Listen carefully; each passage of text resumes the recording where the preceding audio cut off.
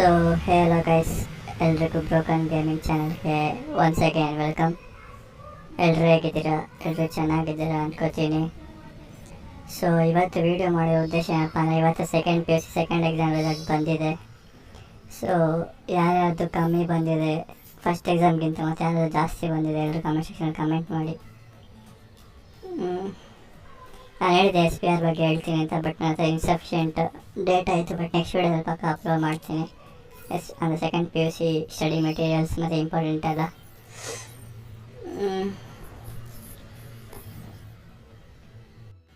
ಮತ್ತು ಹಂಗೆ ಯಾರ್ಯಾರ್ದು CET-ಲಿ for example ಓಸಲ್ಲಿ 180ಗೆಲ್ಲ danger zone ಅಂತ ಹೆಂಗಿತ್ತು ಅಂದರೆ 60 to 80 ಮಾರ್ಕ್ಸ್ ಅಷ್ಟು ಒಳ್ಳೆ ಯಾರು ತೆಗಿಬೇಡಿ, 80 ಜಾಸ್ತಿ ಆಗಿ 60 to 80 ಮಾರ್ಕ್ಸಲ್ಲಿ ತುಂಬ ವೇರಿಯೇಷನ್ಸ್ ಆಗುತ್ತೆ ಅಂತೆಲ್ಲ ಹೇಳ್ತಿದ್ರು.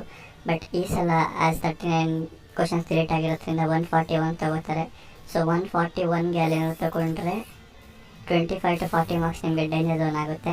ನೀವು ಅಕಸ್ಮಾತ್ ನೋಡಿ, ನೀವು ವೀಕ್ ಸ್ಟೂಡೆಂಟ್ ಅಂತ ನಾನು ಹೇಳ್ತಿಲ್ಲ, ಬಟ್ ನೀವು PUC-ಲಿ ಫಾರ್ 300ಗೆ 250 ತೆಗೆದು ಮತ್ತು CET-ಲಿ 45-50 ಅಂತ ತೆಗೆದ್ರೆ I bet you will get below 30,000 rank. ಯಾಕಂದರೆ ಈ ಸಲ 25 to 40 ತುಂಬ ಡೇಂಜರ್ ಝೋನ್. ನಾನು ಗೊತ್ತಿರೋ ಪ್ರಕಾರ ಎಲ್ಲ ಸ್ಟೂಡೆಂಟ್ಸು ಹತ್ರ ಮಧ್ಯಾಹ್ನ ತೆಗೆದಿದ್ರು ಮಾರ್ಕ್ಸು, ನಾನು ವಿಚಾರಿಸಿರೋ ಪ್ರಕಾರ.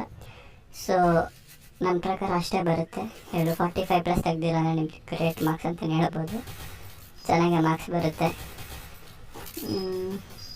ಅಷ್ಟೇ ಗೈಸ್, ನೀವು ತಲೆ ಕೆಡಿಸ್ಕೊಳಕ್ಕೆ ಹೋಗ್ಬೇಡಿ. PUC CET ರಿಸಲ್ಟ್ ಬರೋರ್ಗು ಈ ಸಲ ಅಷ್ಟು ಕ್ಲಿಯರಾಗಿ ಏನು ಹೇಳೋಕ್ಕಾಗಲ್ಲ. ಈಗ 180 ಇರೋದನ್ನ 141 ತೊಗೊಂಡಿದ್ದಾರಲ್ಲ.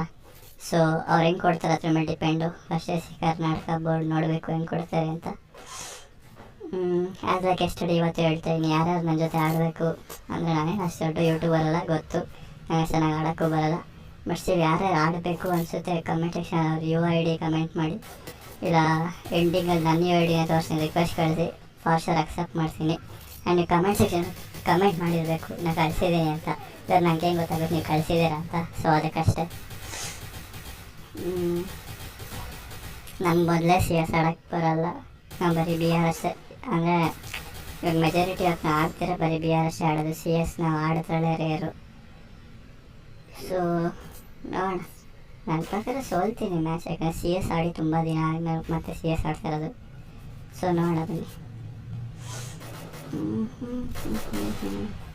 ನಾನು ಡೆಸರ್ಟಿಗೆ ಎಕ್ಸ್ಪ್ಲನೇಷನ್ ಡೆಸರ್ಟಲ್ಲಿ ಒನ್ ಟ್ಯಾಪ್ ಹೊಡಿತೀನಿ ಅಂತೆಲ್ಲ ಅಂದ್ಕೋಬೇಡಿ. ಬಾಟ್ ಪ್ಲೇಯರ್ ನನ್ನ ವರ್ಷ ನೋಡಿ CET ಮತ್ತು PUC ಎಲ್ಲರದ್ದು ಬೇರೆ ಥರನೇ ಬಂದಿರುತ್ತೆ. ಯಾಕಂದರೆ CET ರಿಸಲ್ಟು 180 141 ಮಾಡಿದ್ದಾರೆ. ಮತ್ತು PUC ಕೂಡ ಎಲ್ಲ ಚೆನ್ನಾಗೇ ಬರಲಿ.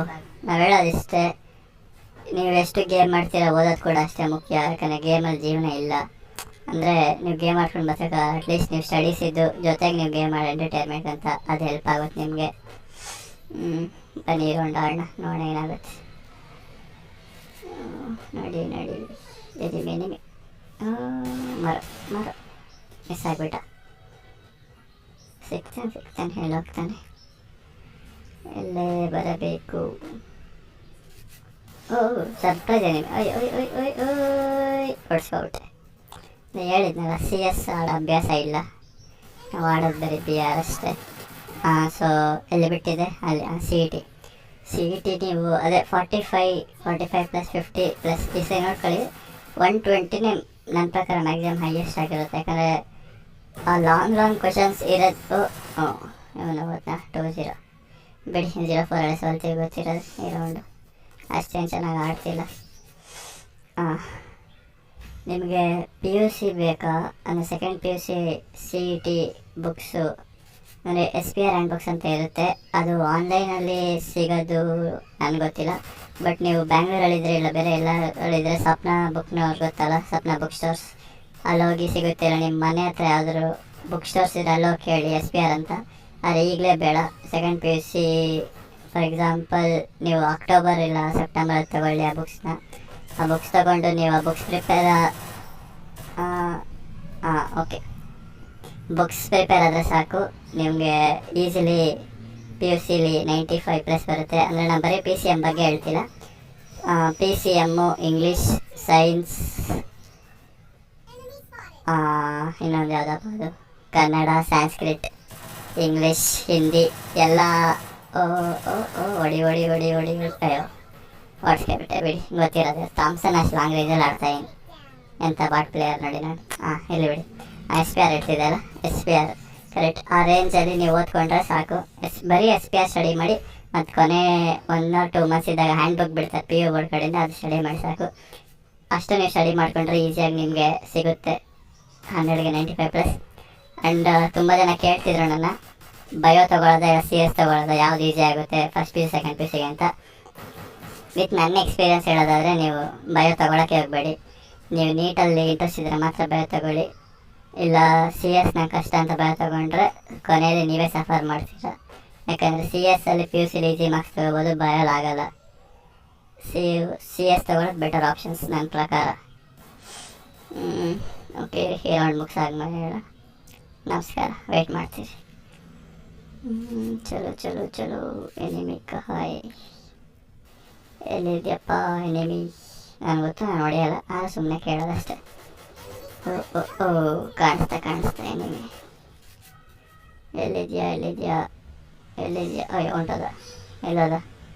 ಅಣ್ಣ ಹೋಗ್ಬೇಡ ಇರೋಣ, ಓಡಿಸ್ಕೋತೀಯ? ಹೋಗ್ಬೇಡ ಒಪ್ಪು.